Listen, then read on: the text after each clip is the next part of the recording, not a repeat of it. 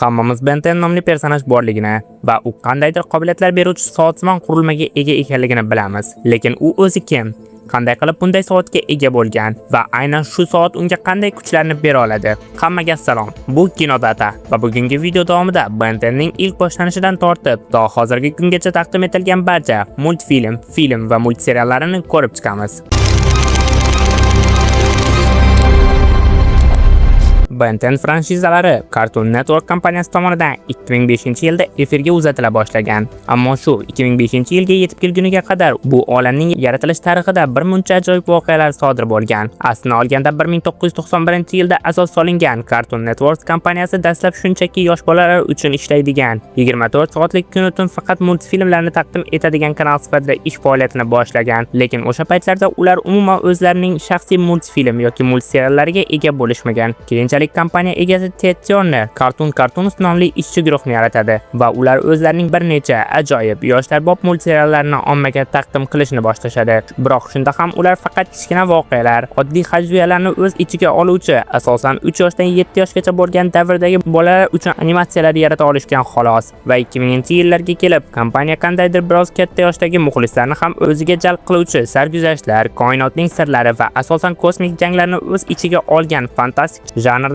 multserialni omma qarshisiga taqdim etishni xohlab qolgan va aynan o'sha yillarning eng zo'r komiks yozuvchilari hamda ssenaristlarini jamlagan Man of Action ijodiy guruhiga murojaat qilishgan. Bu guruh esa o'z ichiga Duncan Rullo, Joe Kelly, Joe Casey, Steven T. Seagal kabi ajoyib ijodkorlarni jamlagan. Tushunishingiz uchun, Man of Action jamoasi Marvelning O'rgimchak odam hamda qasoskorlar animatsiyalarini, G'aroyib oltilik va Zack Storm kabi bir qator g'oyalarni kompaniyalar uchun yaratib bergan. Ular Cartoon Network kompaniyasiga tashrif buyurishganida esa ularga dastlabki qahramonlar va voqealarning asosini yaratib berish hamda ular xohlayotgandek ijodiy namunani qoralama nusxasini yaratib bera olishlarini sinovdan o'tkazish uchun 20 daqiqa vaqt berilgan. Jamoa esa shu 20 daqiqa ichida naqd 20 ta g'oyalarni ilgari surishgan. Ularning ichidan esa Cartoon Network kompaniyasi aynan 8-g'oyani, ya'ni Ben 10 g'oyasini qabul qilishgan. Lekin oldin bu g'oyaning dastlabki ishchi nomi Ben 10 emas, balki 10lik kuchi edi. G'oya tasdiqlangach, loyiha ustida deyarli 3 yil davomida dizayn va syujet ishlari olib boriladi. Dastlabki rejalarda multfilm biz ko'rgan versiyadan juda farq qilgan. Loyihaning ilk ko'rinishida biz bilgan Ben 10 ko'rinishi hozirgidek bo'lmagan. Dastlab Ben jigarrang emas, qizil sochli bola ko'rinishida edi. Uning qo'lidagi unga kuch bag'ishlovchi soat ham ilk ko'rinishida qandaydir g'ayrioddiy, o'zga sayyorliklarcha ko'rinishga ega bo'lmagan. Oddiygina ko'cha rastasidagi do'kondan sotib olingan kichik soat bo'lishi rejalashtirilgan va undagi kuchlar, ya'ni Ben 10ning ko'rinishini har xil o'zga sayyorliklar kuchlari bilan boyitadigan qobiliyat ham bunday ishlamasligi kerak bo'lgan. Unda shunchaki yerlik super qahramonlarga aylanish kuchi bor qilib ko'rsatish rejalashtirilgan. Keyinchalik koinot va o'zga sayyorliklar mavzusi ancha qiziqroq tuyulgani uchun g'oya o'zgartirilgan. Barcha o'zgartirishlar kiritildi. Animatsion serial allaqachon yaratildi. Qahramonlar ovozlashtirildi va nihoyat 2005-yilning 27-dekabrida Cartoon Network telekanalida yangi loyihalar haftaligi doirasida Ben 10ning sinov tariqasida dastlabki qismi ilk bor efirga uzatildi. Tomoshabinlarning reaksiyasi shu darajada dahshatli bo'ldiki, 2006-yilning yanvaridan boshlab multserial rasman to'liq ekran vaqtida efirga uzatilishni boshlaydi. Ben 10 personajining yuksalishi va Ben 10 olamining voqealari ham aynan shu yildan start oladi. Hammasi 10 yoshli Ben 10ning yozgi ta'tilda bobosi Max va amakivachchasi Gwen bilan sayohatga chiqishidan boshlanadi. Tasodifan o'rmonga qulagan kosmik kapsula ichidan Omnitrix soati chiqadi va Ben 10ning qo'liga yopishib oladi.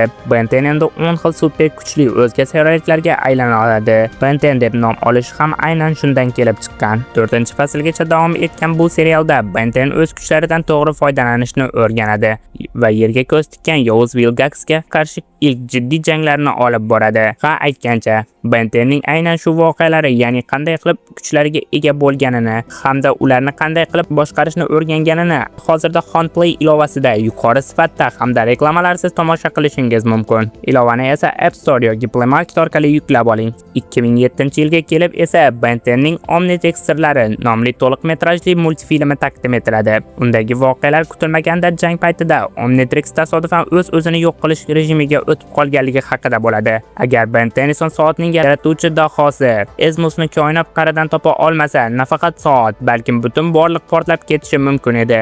Eng qizig'i esa aynan shu yili Ben 10 Vaqtga qarshi poyga nomli jonli film ham suratga olinadi. Cartoon Network sinov tariqasida Ben 10 ni real hayotga ko'chiradi. Filmda Ben yozgi ta'tildan qaytib, oddiy maktab hayotiga ko'nikishga harakat qiladi.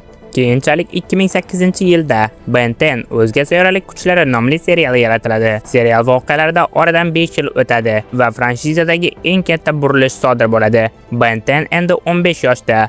U Omnitrixni anchadan beri taqmay qo'ygan. Ammo bobosi Max g'oyib bo'lgach, u soatni qayta taqishga majbur bo'ladi. Soat yangilanadi va mutlaqo yangi, kuchliroq 10 ta o'zga sayyoraliklarni ochadi. Eng qizig'i, Ben 10ning eski dushmani Kevin endi uning eng yaqin do'stiga aylanadi. Ular birgalikda Yerga yashirincha hujum qilayotgan o'zga sayyoraliklar irqiga qarshi urush ochishadi. Oradan yana 1 yil o'tadi.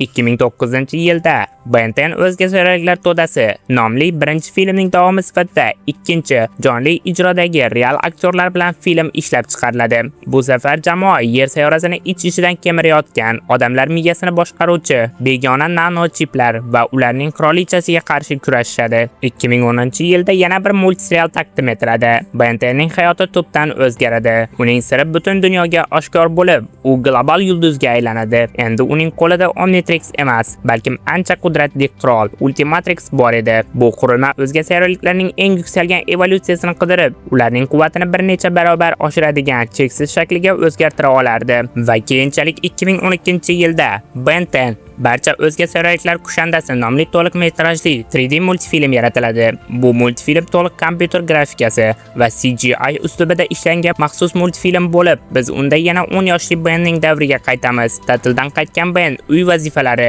va dushmanlar bosimidan charchagan. Bundan tashqari Omnitrix ham buzilib qolgan va uning o'zini soat ichiga yutib yuborgan. Hamda aynan shu yili Ben 10 Omnitrix nomli eski Ben 10 olamining so'nggi multseriali ishlab chiqariladi. Klassik olamning yakuni va eng uzoq davom etgan multserial hisoblanadi. Bu multserial 8-faslgacha davom etgan. Gwen va Kevin kollejga ketishadi.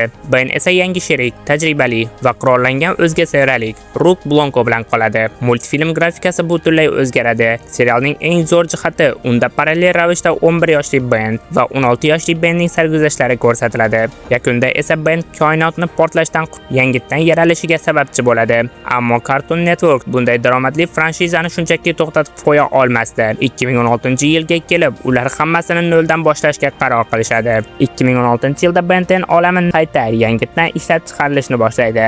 Undan so'ng 2020-yilda Ben 10 butun olamga qarshi nomli to'liq metrajli multfilmi ishlab chiqariladi.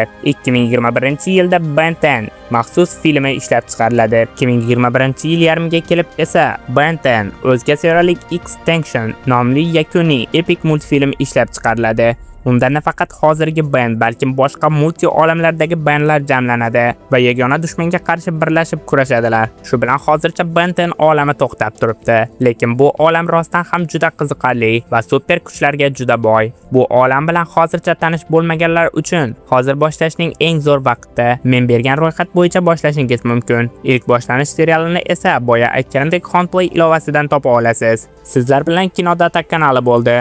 Bu kanalga ham obuna bo'lib qo'yib, kuzatib borishni unutmang.